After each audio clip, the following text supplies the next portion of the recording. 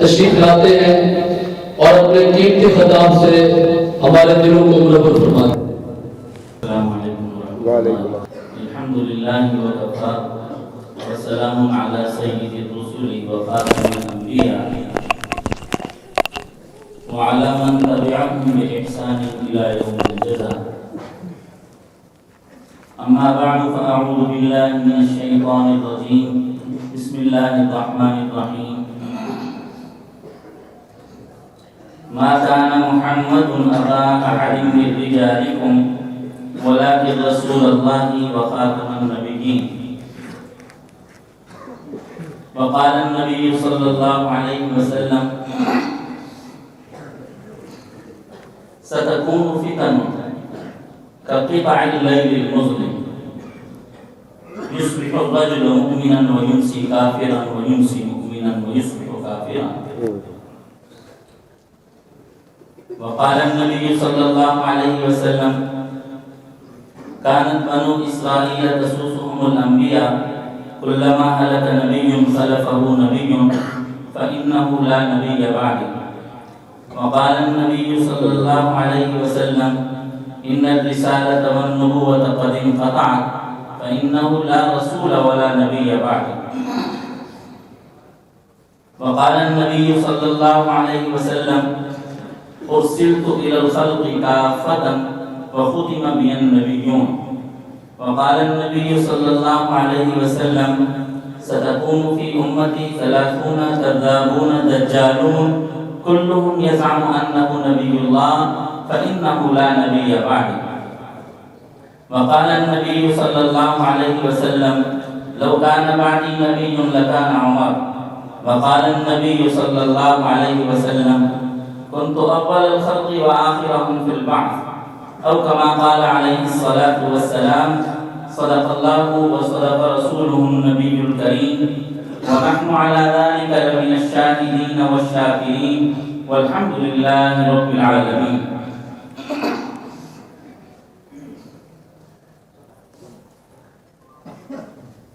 آج میرے لیے دو سعادتوں کا اجتماع ہے۔ ایک مرکز رشد و ہدایت جامعہ دارالعلوم عیدگاہ کبیر والا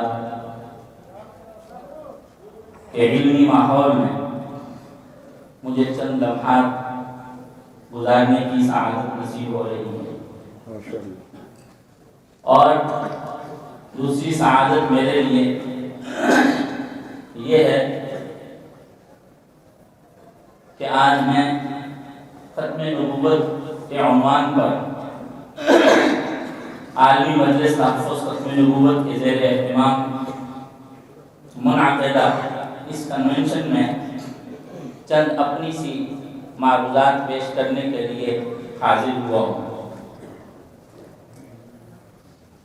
اس میں کوئی شک نہیں کہ دارالعلوم عیدگاہ کبیر والا یہ تحریکوں کا، اسلامی تحریکوں کا معاون ہی نہیں، یہ اسلامی تحریکوں کی ماں ہے۔ سبحان اللہ۔ اس سے ہمیشہ اصحاب عزیمت اٹھے ہیں، جنہوں نے نہ صرف دنیا اسلام کے اسلام کو بچانے کا فریضہ سر انجام دیا، بلکہ کفر کے مضبوط ایوانوں میں بھی ان کی چنگاڑوں نے دراڑیں ڈالی۔ سبحان اللہ۔ ماشاء ماشاء۔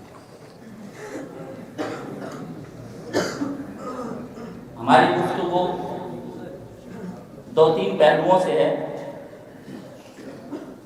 سب سے پہلا ہماری گفتگو کا گوشہ وہ یہ ہے، جس دور میں ہم وقت گزار رہے ہیں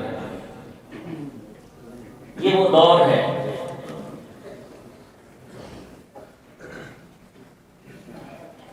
جس کو فتن سے پر فتن دور ہم کہتے ہیں۔ حضور سرور کائنات صلی اللہ علیہ وسلم کا ارشاد ہے ان قریب فتنے ہوں گے، فتنے یوں ہوں گے کہ رات کے اندھیرے کے ٹکڑوں کی طرح ہوں گے. جیسے رات آتی ہے تو چھاتی چھائی چلی جاتی ہے یہاں تک کہ خود اندھیرا ہو جاتا ہے. تو گویا یوں فتنوں کی برسات ہوگی کہ ہر طرف سے فتنوں کی بھرمار ہوگی، یہاں تک کہ اہل ایمان اور اہل اسلام کا ایمان داؤ پہ لگا ہوگا.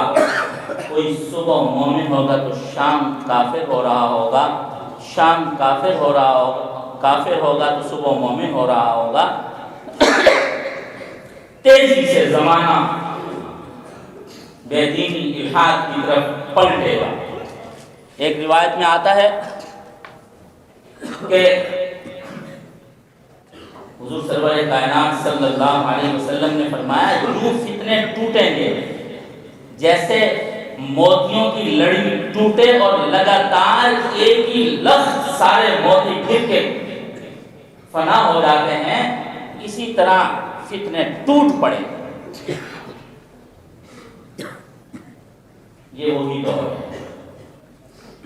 اس میں سب سے اہم اور بنیادی بات جس کی ہم عام طور پر اپنے طبقے میں کم از کم کمی ضرور محسوس کرتے ہیں وہ یہ کہ ہم آج سے 100 سال پہلے، 200 سال پہلے، 500 سال پہلے، 1000 سال پہلے کے اکابر مشائخ کے ہم تذکرے کرتے ہیں اور تذکرے ان کے یوں ہم کرتے ہیں، اس انداز سے کرتے ہیں کہ کمال تھا انہی کا، کام تھا انہی کا جنہوں نے اس وقت کے فتنوں سے اپنے آپ کو ٹکرایا اور ٹکرانے میں کامیاب ہو گئے. سبحان اللہ. مانا بالکل تھے اور ان فتنوں سے ٹکرانے کا دور سیدنا ابو بکر صدیق رضی اللہ تعالی عنہ سے شروع ہوا اور وہ کامیابی سے ہمیشہ صحابہ کے بعد تابعین، تابعین کے بعد تبع تابعین، ائمہ مجتہدین، ہر وقت ہر دور کے علماء ربانیین نے فتنوں سے نبرد آزما ہونے کے ساتھ ساتھ اگلے مرحلے میں امت تک صحیح ایمان و عمل منتقل کر دیا اور اس میں 100% کامیاب ہوا. الحمدللہ. 70,000 بار ان کو مبارک دے گا، کروڑوں بار ہم ان کے شکر گزار ہوں، پھر بھی کم ہے. لیکن میں عرض کرتا ہوں جس دور میں ہم وقت گزار رہے ہیں اس دور کے اکابرین کو ان سے کئی گنا زیادہ ہم مبارک دیں اور ان کا شکریہ ادا کریں. اس لیے کہ آج سے 100 سال پہلے جس باطل اور طاغوت سے اس وقت کے ہمارے اکابرین کو واسطہ تھا اس سے 100 گنا بڑھ کر آج کے باطل اور طاغوت سے ہمارے بڑوں کو واسطہ ہے. صحیح بات. بے شک بے شک. پہلے ایک کام ہوتا تھا، دلی میں ہوا کام وہ کوئی مہینے کے بعد ملتان اور کبیر والا خبر پہنچی، دارالحکومت ہوتا تھا متفقہ پاکستان کا دلی. ہوا کوئی کام برطانیہ میں 2 مہینوں کے بعد اطلاع پہنچی. اب ہم جس دور میں ہیں آنی فانی دور ہے، آنی فانی دور ہے، یعنی چند لمحات میں منٹ پورا ہونے سے پہلے ایک خبر پوری دنیا میں پھیل جاتی ہے. ایک فتنہ، ایک غلط چیز طوفان کی طرح برپا ہو جاتی ہے. اور قربان جائیں ہم اپنے اس دور کے تمام شعبۂ دینیا کے اکابرین پر کہ جو نہ صرف فتنوں کے آنے سے پہلے ان فتنوں پر بلکہ فتنوں کی نانیوں پر بھی نظر رکھے ہوئے ہوتے ہیں. ان کو پتہ ہوتا ہے اب کس راستے سے چور نقب لگانے والا ہے، ڈاکو رہزنی کرنے والا ہے، یہ وہاں پہلے اپنے پہرے دار بٹھا دیتے ہیں۔ اور اس میں بھلے ہمارے اکابرین وفاق المدارس العربیہ پاکستان کے ہوں، ہمارے اکابرین جمعیت علماء اسلام کے ہوں، ہمارے اکابرین عالمی مجلس تحفظ ختم نبوت کے ہوں، ہمارے اکابرین تبلیغی جماعت کے ہوں، الغرض کوئی شعبہ اپنا لے لیں، مرکزی یہ شعبہ ہے، ہمارے اکابرین دفاع صحابہ کے لے لیجئے، ہر ایک اپنے شعبے میں بہترین پہرے داری کا کام کر رہے ہیں، اور الحمدللہ آج ہم اس پرفتن دور میں خدا کی قسم اٹھا کر کہہ سکتے ہیں جو ابو بکر عمر عثمان کا عقیدہ تھا ہمارا بھی وہی عقیدہ ہے۔ سبحان اللہ، سبحان اللہ، سبحان اللہ۔ ابو حنیفہ کہہ سکتے ہیں نا ایمانی کا ایمانی جبرائیل، تو مطلب یہی ہے اس کا ایمانی کما آمن بھی جبرائیل، ایمانی بما آمن بھی جبرائیل، جن چیزوں پر جبریل کا ایمان ہے ان چیزوں پر ابو حنیفہ کا ایمان ہے، تو ہم کہہ سکتے ہیں کہ ہمارا ایمان بھی ابو حنیفہ کا ایمان ہے، ہمارا ایمان بھی ان تمام چیزوں پر ہے جس پر 1.25 لاکھ صحابہ کا ایمان تھا۔ ٹھیک ہے، ہم کمزور لوگ ہیں، ہمارے اندر اخلاص، زہد، ورع، تقوی کا وہ کمال نہیں، لیکن خدا کی قسم اس 15ویں صدی میں دین کی صورت اور شکل ہمارے پاس صحیح طور پر ضرور موجود ہے۔ سبحان اللہ، کم از کم ہمارے پاس صحابہ اور سلف صالحین کی صحیح زندگیاں موجود ہیں، اگرچہ ہماری اس کے مطابق نہ ہو۔ اس کا ذریعہ اور وسیلہ موجودہ دور کے اکابرین ہیں، ان کی استقامتیں ہیں، ان کا حق کے سامنے ڈٹ جانا ہے۔ سب سے پہلے بہت مرتبہ ایسا ہوتا ہے کہ ہم لوگ بڑوں کا تذکرہ کر کے موجودہ شخصیات کی بے ادبی کے مرتکب ہو جاتے ہیں۔ حاشا وکلا، جس نے کبھی ایسا کیا خطرہ ہے کہ اس سے عمل اور اس سے زیادہ خطرہ ہے ایمان نہ چھین جائے۔ اس لیے کہ العلماء ورثۃ الانبیاء جو کہا گیا، تو مصداق اس کا اس دور میں بھلے بے عمل عالم ہے وہی، اور اس کی ہم مثال عرض کیا کرتے ہیں، ایک بات کے کئی بیٹے ہوتے ہیں، کچھ بہت فرما بردار ہوتے ہیں، کچھ تھوڑے ہوتے ہیں، کچھ نافرمان ہوتے ہیں، مر جائے باپ وراثت نہیں ملتی ہے اور کسی کو نہیں ملتی۔ کیا بات، ماشاء اللہ۔ اس دور میں ہمارے اکابرین، اللہ ان سب کو جزائے خیر عطا فرمائے، آمین۔ جو ہمارے موجودہ اکابرین ہیں ان کی ہم کو دل و جان سے عزت کرنی چاہیے۔ دوسری ایک اصولی بات عرض کرنا چاہتا ہوں، ہمارا دین کیا ہے، ہمارے دین کے لیے معیار کیا ہے۔ ہمارا دین کے اصول تو ہیں کتاب اللہ، سنت رسول اللہ، اجماع الامت اور قیاس، اور ہمارا ایمان ہے عقائد، اس کے لیے معیار ہیں صحابہ، آمینو کما آمن الناس، ایسے ایمان لے ہو جیسے لوگ یہ صحابہ کرام ایمان لائے ہیں۔ ہمارے لیے جس طرح صحابہ کا ایمان معیار ہے، ہمارے لیے جس طرح صحابہ کا ایمان معیار ہے، اسی طرح ہمارے لیے صحابہ کا عمل بھی معیار ہے۔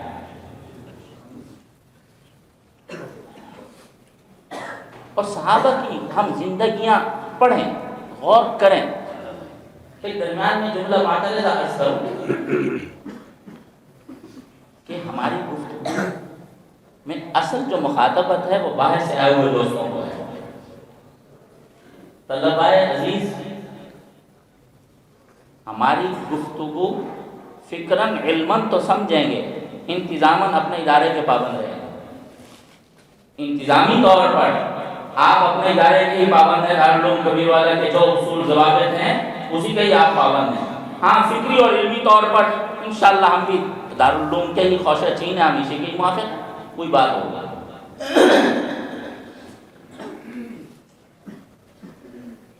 صحابہ کرام رضوان اللہ علیہم اجمعین کی مبارک زندگیوں پر غور کیا جائے، ان میں ایک بات قدر مشترک طور پر ملتی ہے، وہ یہ کہ صحابہ نے کسی ایک شعبہ دین پر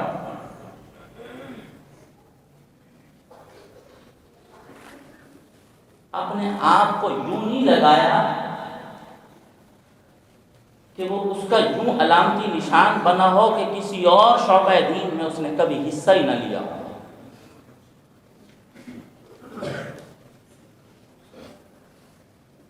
ابو ہریرہ رضی اللہ عنہ جیسا ٹھیٹ مدرس صحابی، کہانی پڑھنا پڑھانا تھا، جنگ صفین میں گئے ہوئے تھے، لڑتے تھے حضرت معاویہ رضی اللہ عنہ کے لشکر میں، لڑتے تھے حضرت علی رضی اللہ تعالی عنہ کے لشکر میں، کھانا کھاتے تھے حضرت معاویہ رضی اللہ عنہ کے لشکر میں۔ کسی نے کہا یہ کیا طریقہ ہے؟ کہا حق ان کے ساتھ ہے، کھانا ان کا اچھا ہوتا ہے۔ ایک مدرس نوعیت کا آدمی، لیکن وقت اور دین کا تقاضا اس وقت یہ ان نے سمجھا کہ اس وقت حق کا ساتھ دینے کا وقت آیا ہے، میں جاؤں ان کا جا کے ساتھ دوں۔ اس پر ابھی ایک روایت مجھے یاد آئی، امام بخاری رحمۃ اللہ علیہ نے کتاب الحج میں بھی نقل کی ہے، اور ابھی چند دن پہلے ہم نے کتاب الجہاد میں بھی پڑھی ہے، درس میں گزری۔ ایک صحابی آیا، حضور سرور کائنات صلی اللہ علیہ وسلم کو عرض کرنے لگے، یا رسول اللہ اکتتبت فی غزوۃ کذا و کذا، میرا فلاں فلاں غزوے میں نام لکھا جا چکا ہے، وہ امراتی حاجہ، میری بیوی حج کرنے جا رہی ہے۔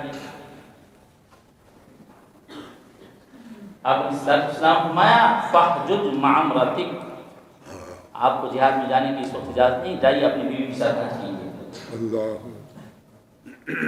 غزوے میں نام لکھا گیا ہے، اس جنگ میں جس میں نبی علیہ الصلوۃ والسلام شریک ہوں اس کو کہتے ہیں غزوہ، اس میں نام لکھا گیا ہے۔ آپ جائیے ادھر جا کر کے اپنی بیوی کے ساتھ حج کیجیے۔ ایک روایت کتاب الجہاد میں ہی ہے، امام بخاری رحمہ اللہ نے اس پر باب قائم کیا، باب الجہاد بإذن الابوین، اس طرح کا ایک باب ہے۔ ایک آدمی نے، صحابی ہیں، آپ علیہ الصلوۃ والسلام سے درخواست کیا، رسول اللہ تو میں جہاد پہ جانا چاہتا ہوں لیکن میرے والدین بوڑھے بزرگ ہیں۔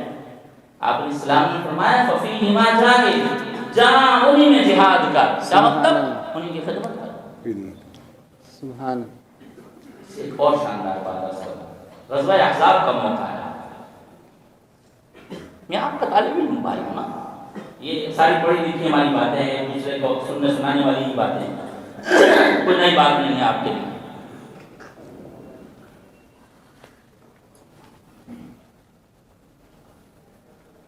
غزوہ احزاب کا موقع ہے، بتائیے جہاد مطلقاً فرض عین ہے فرض کفایہ؟ عام احوال میں فرض کفایہ ہے، خاص احوال میں فرض عین ہے۔ لیکن میں آپ سے یہ درخواست کروں گا، یہ بتائیے نماز فرض عین ہے یا کہیں کبھی فرض کفایہ بھی ہوئی ہے؟ جی فرض عین ہے۔ کوئی گوشہ نہیں ہے ہماری شریعت میں کہ نماز کو کسی حال میں فرض کفایہ کے مرحلے میں داخل کر دیا گیا۔ ہاں شریعت کہتی ہے مجبور ہے، محض لاغر ہو گئے ہو جب قضا کر لینا، فدیہ دے دینا، لیکن معافی کوئی نہیں۔ آپ دیکھیں غزوہ خندق کے موقع پر آپ نے وقت کا تقاضا یہ سمجھا کہ اس وقت نماز کو بھی قربان کر دیا جائے۔ 5 نمازیں آپ نے غزوہ احزاب میں کٹھی شام کو قضا کی ہیں یا نہیں کی؟ بتائیے سارے، کیا پیغام ہے امت مسلمہ کو؟ صحابہ نے یہی پیغام سمجھا ہے۔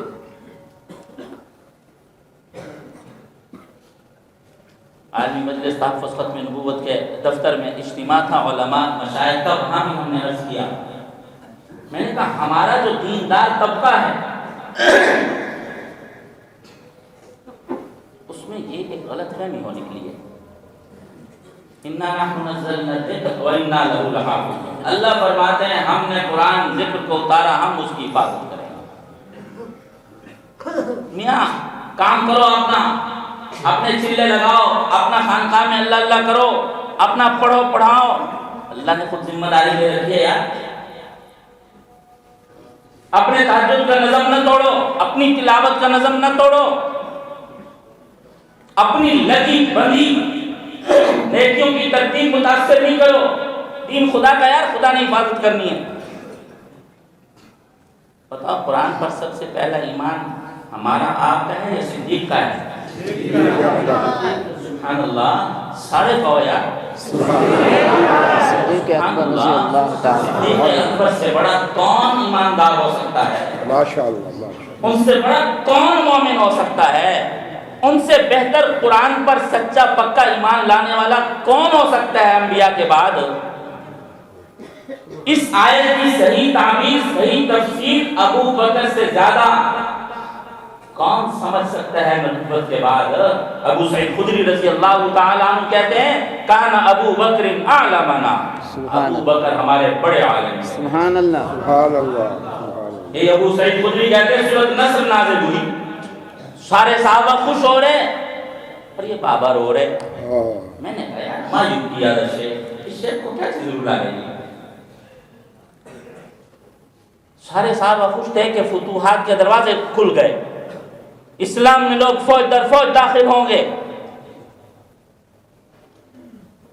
بعد میں ابو سعید خدری کہتے ہیں وہ تو سچے تھے سیدنا ابو بکر صدیق، اس میں تو وفات کی اطلاع تھی، جہاں نظر صدیق کی پہنچی ہماری نہیں پہنچی تھی۔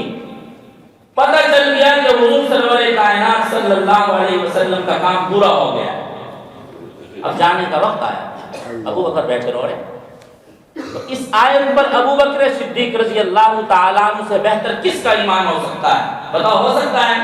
نہیں ہو سکتا۔ ابو بکر سے بہتر، صحیح بخاری میں حدیث ہے، ایک حضور سرور کائنات صلی اللہ علیہ وسلم نے جنت کے 8 دروازوں کا ذکر کیا، تو ایک مجلس میں ابو بکر صدیق رضی اللہ تعالیٰ عنہ نے فرمایا، عرض کیا یا رسول اللہ کوئی ایسا بندہ بھی ہے جو جنت کے 8 دروازوں سے قیامت کے دن بلایا جائے؟ سبحان اللہ۔ تو حضور سرور کائنات صلی اللہ علیہ وسلم نے فرمایا ارجو ان تکون من، سبحان اللہ سبحان یعنی 100% ہو بہو کوئی شخص دین کو سمجھ کر 100% عمل کرنے والا انسان تھا اس امت کا، وہ پہلا شخص سیدنا ابو بکر صدیق رضی اللہ تعالیٰ۔ آپ دیکھیں حدیث کی کتابوں کے طالب علم زیادہ سمجھیں گے، حضور سرور کائنات صلی اللہ علیہ وسلم کی رحلت کے بعد فتنوں نے سر اٹھایا، جفات اعراب کا ارتداد کا فتنہ سامنے آیا، مانعین زکات کا فتنہ سامنے آیا، مدعیان نبوت کا، منکرین ختم نبوت کا فتنہ سامنے آیا۔ اب پتہ ہے ابو بکر صدیق رضی اللہ تعالیٰ عنہ نے اس وقت کیا کہا تھا؟ ابو بکر نے یہ نہیں کہا یار مسجد نبی ہے، یہاں قرب نبی ہے، قرب روزہ ہے، بیٹھو اللہ اللہ کرو، پڑھو پڑھاؤ، جاؤ گشت کیا کرو، یہاں اللہ اللہ کی خانقاہوں میں بیٹھ کے ضربے لگاؤ۔ اس وقت ابو بکر کی تلوار میدان میں ہے، عمر کی نیام میں ہے۔ اللہ سبحان یہ اللہ۔ بات تھی۔ ابو بکر صدیق رضی اللہ تعالیٰ عنہ نے جب مانعین زکات کے خلاف جہاد کا فیصلہ فرمایا، عمر فاروق کہتا ہے تقاتل الناس وهو يقول لا الہ الا اللہ، ابو بکر صدیق رضی اللہ عنہ نے فرمایا واللہ لأقاتلن من فرق بین الصلاۃ والزکات، خدا کی قسم میں لڑوں گا جو زکات و صلاۃ کے درمیان فرق کرے گا۔ ایک روایت میں واللہ لو منعونی عقالا او عناقا لقاتلتهم، عمر فاروق رضی اللہ تعالیٰ عنہ کو 1-2 دفعہ سمجھایا تو صدر نہیں ہو رہا تھا تو ابو بکر صدیق رضی اللہ تعالیٰ عنہ نے تاریخی جملے تھے جو وہی کہہ سکتے ہیں سیدنا عمر رضی اللہ عنہ کو، فرمایا جبار فی الجاہلیت و خوار فی الاسلام، ارے جاہلیت میں اتنے تنومند شجاع تھے آپ، اسلام میں کمزوری دکھا رہے ہو، کمال ہو گئی، عمر کام چاہتے تھے جناب۔ تو بعد میں عمر فاروق رضی اللہ تعالیٰ عنہ کہنے لگے خدا کی قسم جس کام کے لیے ابو بکر کا سینہ کھلا ہوا تھا میرا بھی اس کے لیے کھل گیا۔ سبحان اللہ۔ اب ان فتنوں کی سرکوبی کے لیے جو ایک، آپ سب لوگ کیا بننے آ رہے ہیں؟ کیا بن رہے ہیں آپ سب لوگ؟ بتائیے نا، ارے عالم بننے آئے نا آپ لوگ، ماشاءاللہ بہت سارے علماء بن گئے، اس سال ان کی دستار بندی ہوگی اور باقیوں کو اللہ علم نصیب کریں گے۔ اور ابو بکر کون ہے؟ عالم ہے، اس امت کے عالم ہیں۔ ابو بکر اس امت کے کون ہیں؟ عالم ہیں۔ آپ لوگ عالم بننے آ رہے ہیں، ماشاءاللہ اللہ بنائیں گے آپ کو۔ اس امت کے سب سے بڑے عالم کا فیصلہ بتاؤں، ان کے جذبات بتاؤں، فرماتے ہیں اَيُنْقَصُ الدِّينُ وَأَنَا حَيٌّ، سبحان اللہ، دین میں کمی کی جا رہی اور میں زندہ رہوں،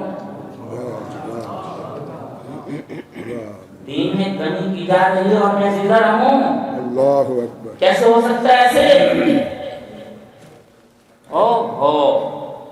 ابو بکر سے زیادہ کسی کو رسول اللہ صلی اللہ علیہ وسلم سے محبت ہو سکتی ہے؟ نہیں، ارے مسجد نبوی میں نبوت کے بعد کسی نے اس سے زیادہ عظیم سجدہ کیا ہوگا؟ نہیں، مسجد نبوی کی تو پہلی زمین خریدنے میں 12 درہم ہی ادا ابو بکر نے کیے ہیں۔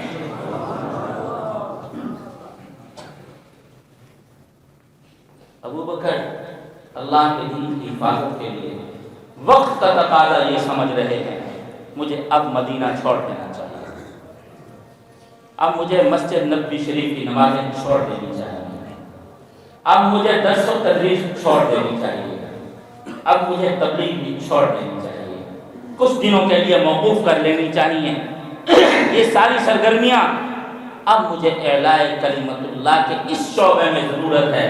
مدینہ چھوڑا اور ان کے اس موقف میں سارے صحابہ ان کے ہم آہنگ ہیں۔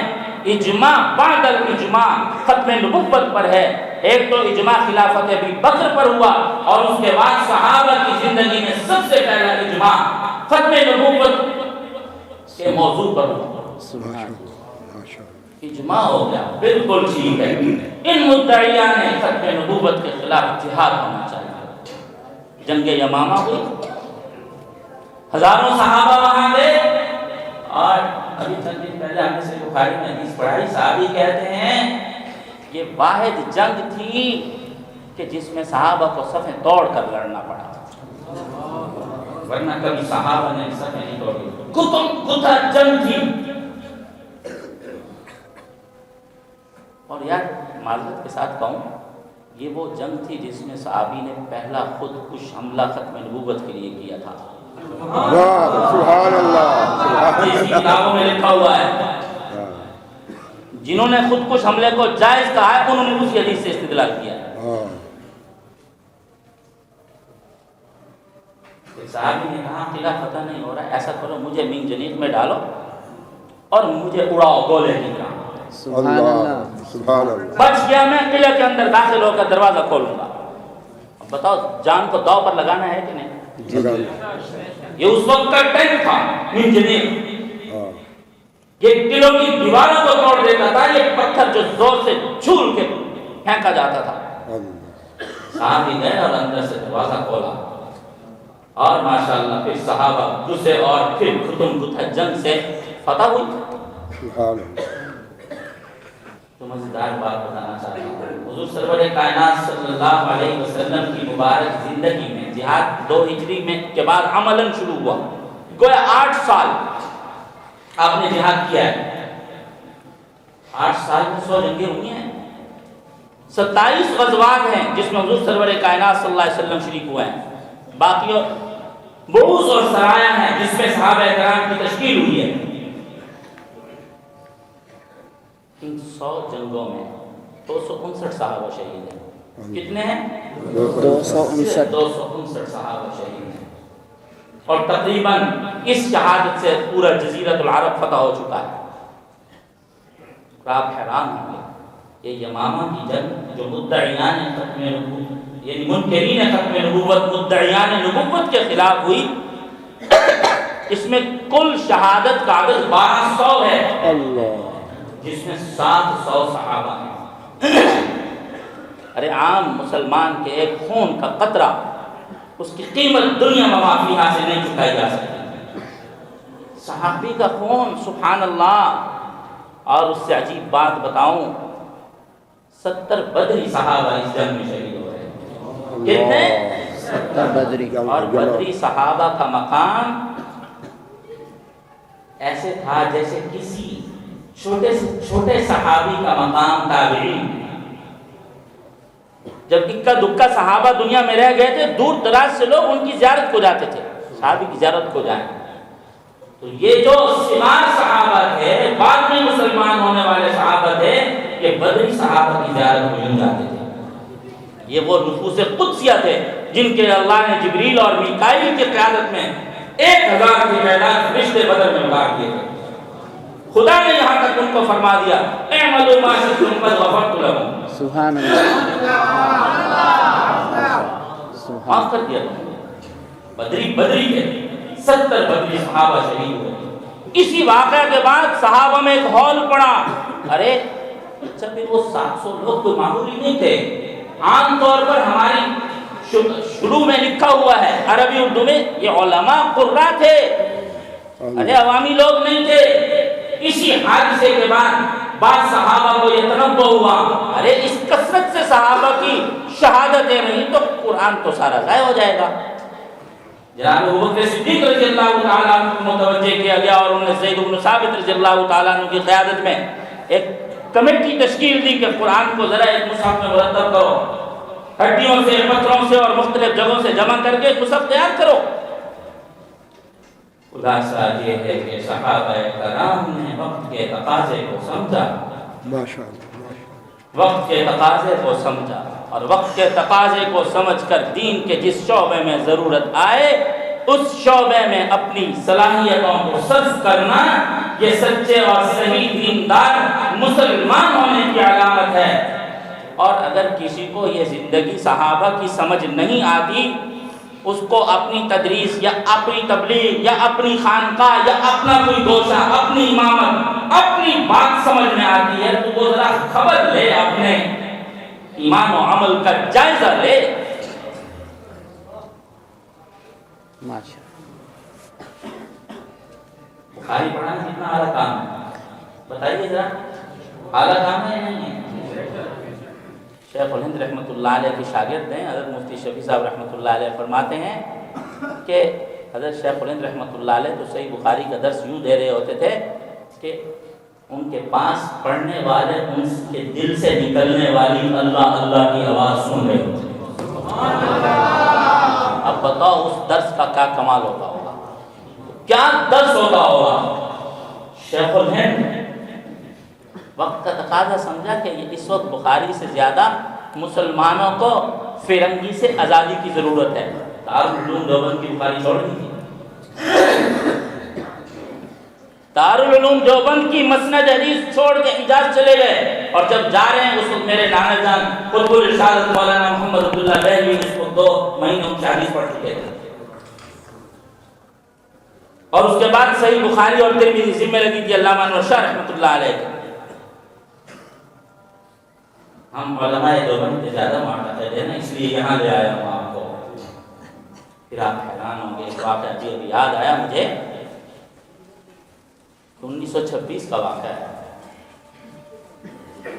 1926 کا واقعہ ہے۔ وہ بستی گاؤں میں نے دیکھا ہے، احمد پور شرقیہ کا علاقہ ہے ہمارا، طاہر والی ہم پڑھتے تھے تو قریب ایک ماہ چلا ہے۔ ایک لڑکی کا، وہ مولانا الہی بخش صاحب ایک عالم تھے، انہی کی لڑکی تھی، ان کا ایک لڑکے سے نکاح ہوا، وہ لڑکا قادیانی ہو گیا۔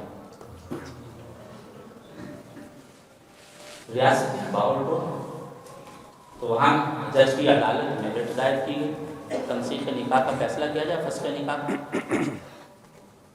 لیکن وہ تو قادیانی ذریت، ان کا اس وقت باپ اور ماں دونوں اس خطے میں موجود تھے. خیر اب بھی یہ لوگ ان سے دور نہیں ہیں، لیکن اس وقت تو بہرحال سلطنت برطانیہ کا ایک اپنا پودا تھا اور بنیادوں میں ابھی وہ پانی لگا رہے تھے. پورا برطانیہ یعنی اس وقت کی پوری سپر طاقت اس کے دفاع میں اتری. بھائی ایسا کیسے چلتا رہا، فیصلہ نہ ہو رہا. علماء بہاولپور نے مشورہ کیا یار ہو نہ ہو تو علامہ انور شاہ رحمۃ اللہ علیہ کو اس کے لیے علامہ صاحب آئے اور ان سے عدالت میں تقریر کروائی جائے. علامہ انور شاہ تھے، سبحان اللہ. مولانا غلام محمد گھوٹوی جو اس وقت شیخ الجامعہ تھے، جامعہ اسلامیہ بہاولپور کے، انہوں نے اور دیگر علماء نے مل کے ایک مشترکہ ٹیلی گرام بھی بھیجا، تار بھیجا، اور بہاولپور کے علماء کی جماعت کے جس میں مولانا مفتی محمد صادق صاحب کا ایک نام ہے، تو ان کی سربراہی میں وہ جماعت گئی علامہ صاحب کو جا کر کے دیوبند جا کر کے درخواست کریں حضور آپ تشریف لائیں، ایک ایمان اور اسلام کا مسئلہ ہے، آپ شفقت فرمائیں. علامہ انور شاہ رحمۃ اللہ علیہ بے چون چرا دارالعلوم دیوبند کی مسند حدیث چھوڑ کے آئے. علامہ انور شاہ تھے، میرے نانا جان فرماتے ہیں ہمارے استاد محترم کو ہر رات رسول اللہ صلی اللہ علیہ وسلم کی زیارت ہوتی. فرماتے ہیں جس رات ان کو زیارت نہ ہوتی تو ان کے چہرے پر افسردگی کے اثرات نمودار ہوتے تھے، جس سے پتہ چلتا کہ آج استاد غمگین ہیں. فرماتے ہیں جب کسی حدیث کی توجیہ سمجھ نہ آ رہی ہوتی حضور سرور کائنات صلی اللہ علیہ وسلم کا چہرہ سامنے آتا، اچھی سی توجیہ سامنے آ جاتی. سبحان اللہ. شاید دنیا میں کوئی درسگاہ حدیث ہو، اس درسگاہ حدیث میں روزانہ کئی مرتبہ علامہ انور شاہ رحمۃ اللہ علیہ کی بیان فرمودہ توجیہات نہ بیان کی جاتی. دارالعلوم دیوبند کے کتب خانے کی ساری کتابوں کے حافظ تھے. مصر قاہرہ گئے، ایک کتاب ایک نظر دیکھی، کہا یار دے دو ہندوستان چھاپیں گے، کہا نہیں دیتے. سبحان اللہ، کہا ایک دفعہ دیکھنے دو. ایک دفعہ دیکھی، آ کر کے ہندوستان میں چھپوائی، واو الف کا فرق نہیں تھا، اوپر نیچے کے نقطے کا فرق نہیں تھا. پتہ ہے وہ کون سی کتاب تھی؟ نور الہدیٰ تھی، ہماری فقہ کتاب. ہمارے بر صغیر میں علامہ انور شاہ رحمہ اللہ کے حافظے سے لکھوائی اور چھپائی گئی. سبحان اللہ. ہو یار زور سے سٹیک جیسے کہلواتے نا ویسے کہو. ہمارے تشریف لے آئے، بات مختصر کروں گا. ملتان اسی سفر میں حضرت جب تشریف لائے ہیں تو ملتان اسٹیشن پر بیٹھے کسی ٹرین کے انتظار میں، اندھیرا وقت تھا، رات تھا، وہ گارڈ پھر رہا تھا، افسر ریلوے کا کوئی تھا، اپنی لالٹین لے کر. ایک دفعہ آیا، دو دفعہ آیا، تیسری دفعہ اپنے گھر کے سارے بچوں کو لایا، کہا ان کو کلمہ پڑھا کے مسلمان کرو. مسلمان ہو گیا. کسی نے کہا یار کیا تم نے ناک کٹوائی مسلمان ہو گیا؟ کہا یار اتنا سچا چہرہ میں نے دیکھا ہے، اس کو دیکھ کر مجھے اسلام قبول کرنے کو دیا. ایسا کوئی نفس قدسی تھا وہ انسان. علامہ صاحب کی اگر کارگزاری آپ کو سناتا ہوں. جب علامہ صاحب تشریف لائے ہیں بہاولپور میں، 25 دن 25 راتیں انہوں نے اپنا تعلیم کو ختم نبوت کے لیے قربان کیا. سبحان اللہ. ارے ہم علمی ذوق، علمی جہد، علمی شوق میں ان کی خاک پاکی دھول کے برابر بھی ہو سکتے ہیں؟ کیا شوق تھا ان کو علم کا. 25 دن ختم نبوت کے لیے یہاں رہے بہاولپور میں. اور حضرت نے جو آ کر پہلا بیان کیا مسجد صادق میں، اس کے کچھ اقتباسات آپ کو سناؤں. حضرت غور سے سننا میری بات. فرمانے لگے میرے پاس جب پیغام آیا ہے علماء بہاولپور کا، میں آؤں اور آ کر کے ختم نبوت کے لیے اسلام کے دفاع کے لیے وکالت کروں تو میں نے اس وقت اپنی پچھلی ساری زندگی پر نظر ڈالی. نظر ڈالنے کے بعد مجھے یوں لگا کہ اللہ کے دربار میں پیش کرنے کے لیے میرے پاس کوئی عمل نہیں ہے. کس کے پاس عمل نہیں ہے؟ علامہ انور شاہ کے پاس عمل نہیں ہے. فرماتے ہیں میں سخت بواسیر کا مریض تھا، خونی بواسیر کا مریض تھا، سفر کرنے کے قابل نہیں تھا، اور میں حج کے لیے بھی ارادہ کر چکا تھا.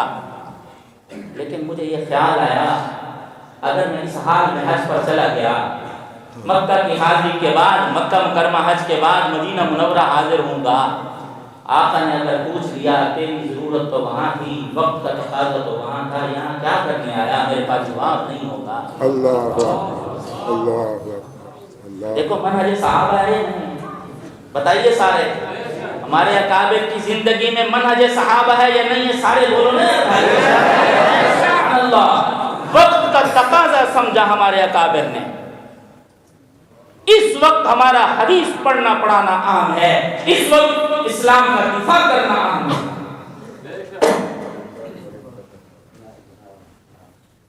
پھر عجیب بات کی، فرمایا گلی کا کتا نمک حلالی کرتا ہے پوری گلی کی. کسی گھر سے اس کو ٹکڑا ملتا ہے، کسی گھر سے اس کو دودھ اور پانی ملتا ہے، اس گھر کی طرف میری آنکھ دیکھنے والوں کو وہ کتا بھونکتا ہے. فرمایا ہم حق کے غلامی، حق کے امتی ہونے میں کتوں سے بدتر ہوں گے. حضور سرور کائنات صلی اللہ علیہ وسلم کی ذات اقدس کو کوئی بھونکے ہم جواب نہ دیں، اللہ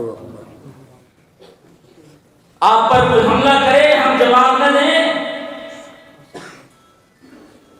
جلال الدین شمس قادیانیوں کا ایک مبلغ بڑا عالم وہ وکالت کر رہا تھا، اور اکبر نامی ایک جج تھے اس وقت، وہ حضرت شاہ صاحب کے معتقد ہو گئے. اور حضرت شاہ صاحب کو جب تشریف لے کے عدالت میں کرسی دی جاتی، حضرت شاہ صاحب تھے سبحان اللہ، کہتے ہیں کہ وہ حضرت شاہ صاحب کئی دن دلائل دیتے رہے، اور وہ جو مد مقابل تھا قادیانی جلال الدین شمس وہ انکاری کرتا رہا. میں نہ مانوں کی رات ایک دن علامہ انور شاہ وجد میں آئے اور فرمایا ادھر آؤ جلال الدین، تمہیں ہماری باتیں سمجھ نہیں آ رہی، میرے ہاتھ میں ہاتھ دو، ابھی مرزا قادیانی کو جہنم میں قبر میں جلتا ہوا تمہیں دکھا دوں گا. جی ابھی چلتا ہوا دکھا. باہر آئے تو شاگردوں نے، ایک مرید نے کہا حضرت کیا بول دیا آپ نے، اتنی بڑی بات کہی. فرمایا ہاں ذمہ داری سے کہی، ختم نبوت کا کام کرنے والوں کو اللہ کبھی رسوا نہیں کرتے.